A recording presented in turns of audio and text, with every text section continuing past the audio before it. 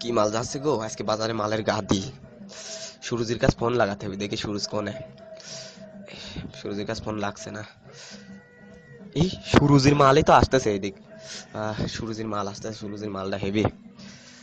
উফ, মালের ফিগার কি গো, দেখি একটু তাকায় দেখি নিচের দিক, দেখি কি আছে। উফ, সুরজির মালের গুদ কি মোটা গো, ওয়াও, দুধের সাইজ উঠে গেছে। ও চোখটা না সুন্দর, আমার কানে দুলও লাগাইছে। হাসছে, চুক্তি দিবে নাকি?